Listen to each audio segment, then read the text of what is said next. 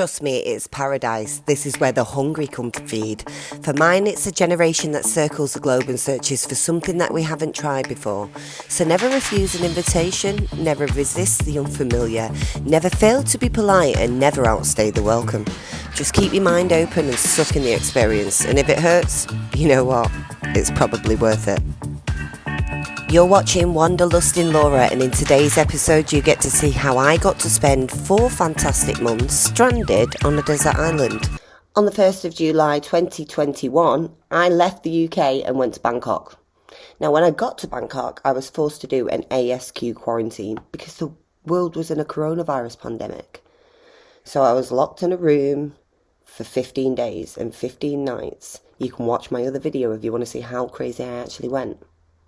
But I knew in the back of my mind that in 15 days I'd be released into Thailand.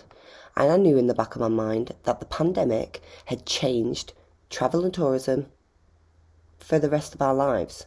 And I knew that I would get to be on the beach alone. As soon as they released me from the nightmare of ASQ lockdown hotel debacle, I visited a Bangkok factory because I'm a fashion designer. But in that instance, I made the decision to leave Bangkok after one night of staying at my friend Molly's house. She's got an array of tropical animals that I had to meet first. Well, I've never seen a king of beasts with quite so little hair. And after I'd met the animals, I shot off in a private minivan 1,000 kilometres. And successfully got to Krabi town after a mammoth journey in a van from 7:30 in the morning till 6 o'clock at night. The van was comfortable. It was a great way to travel and see the whole length of Thailand, which I've never done before, so yeah, that was exciting. Definitely beats the ASQ experience we had. I'm sweating, but that down there is the speedboat to Phi Phi. This is the last leg. Phi Phi Island, coming to get you. You can get a speedboat from Krabi town, the Krabi marina, over to Phi Phi, and it takes approximately 45 minutes depending on the weather. Usually when the world isn't in a coronavirus pandemic, there is a ferry boat that will take quite a few tourists over there 3 times a day. But this time, I'd arrived in style 45 minutes later to a completely different place and an utterly empty pier.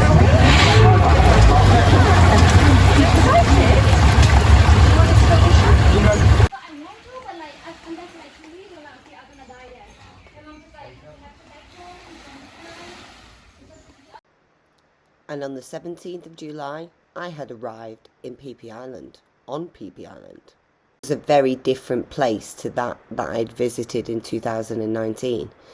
I remembered the place to be party island, just like the full moon experience on the other side of Thailand.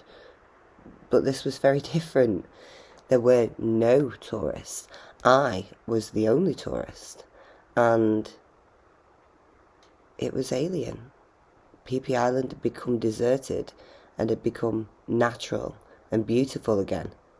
The perks of having this wonderful island to yourself? Well, I could get my drone up in the sky without being in trouble for one. And that led to some fantastic video imagery. I mean, when do you ever get to see these beaches not littered with tourists? Never. So that's what I spent my time doing.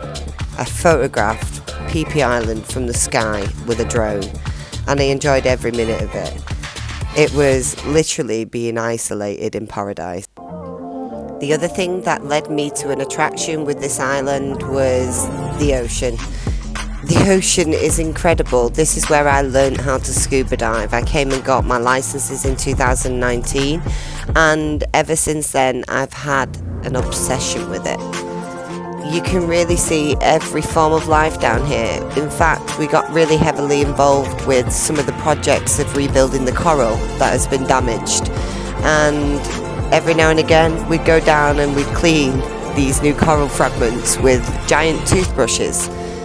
That's an experience in itself.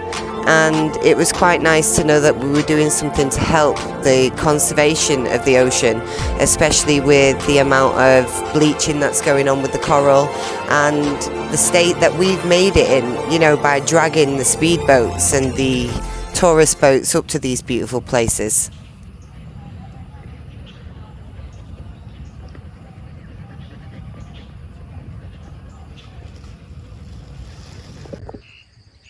"9:08 a.m. in the morning. I'm covered in sweat. That's because I'm at the top of the island at the viewpoint. It's really nice, but I am very sweaty. When I was walking to the viewpoint today, I made myself a little mate, haven't I? Made myself a little mate. Check her out. I found a Labrador in Thailand." We did meet a few other people that were like the waifs and strays of life, just travelling during a pandemic, which was quite good because we did have a little connection with some people to kind of hang out, because there really was nothing open and nothing to do. So the animals you met along the way really made your day.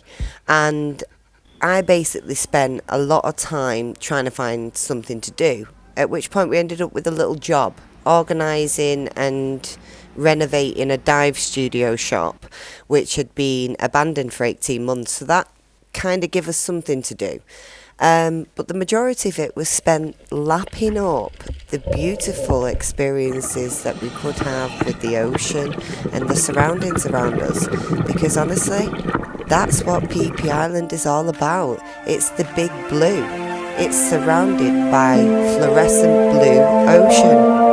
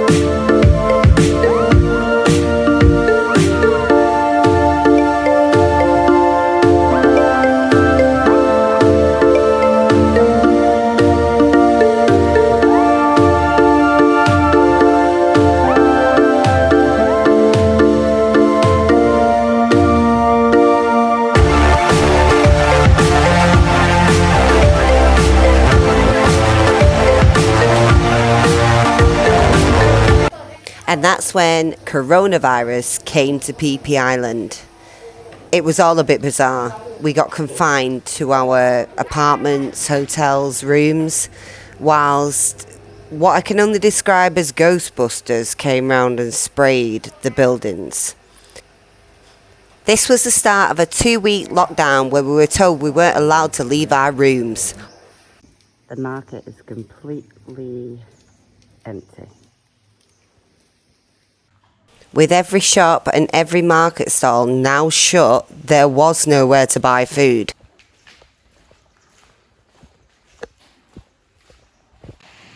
There's good old Slinky Bar. This used to be the beach where all the parties were and the lasers in the sky. And if anyone's ever been, Slinky Bar was definitely the place to be. Look at it now. And look at all the rubbish.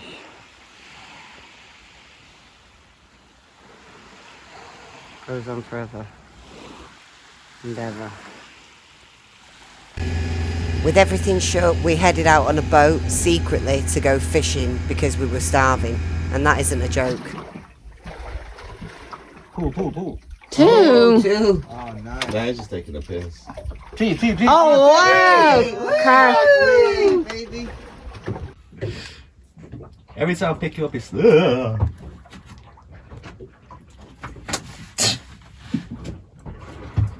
He just keeps on snipping at my hands. Grab the tail. I am gripping the tail. Don't doubt him, man. Hey! Oh! Slowly, be careful, huh? Down, wait, down a little bit. Yeah. because you let it too small. To make it tired, yeah? Yeah. It's very good, very good, very good. Be careful, my friend. Next time there's something bigger. Yeah. Hope bigger. Because around here only big fish.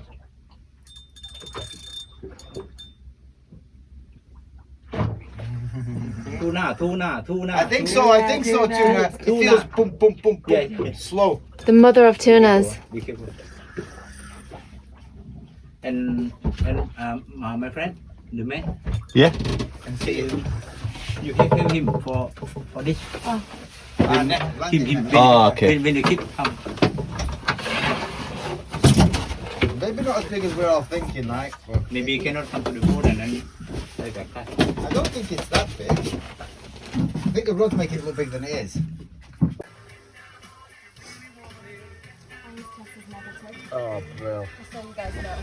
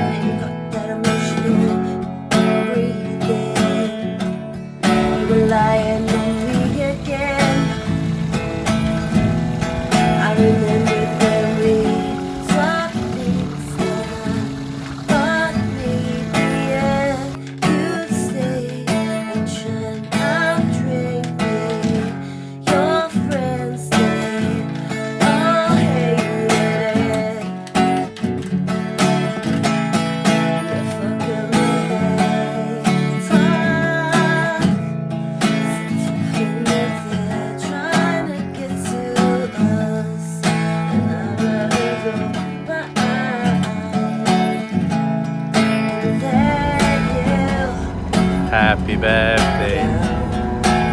It's my birthday. 2 more months were spent on Phi Phi enjoying the same experiences over and over again, pinching myself every day when I woke up to the sights that were this.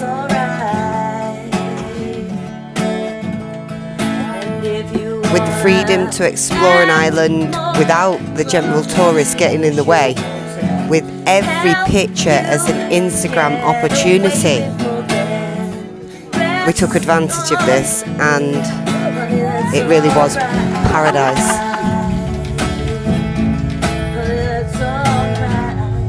I think now, looking back, this is an experience I'll never forget. And until next time, Phi Phi Island.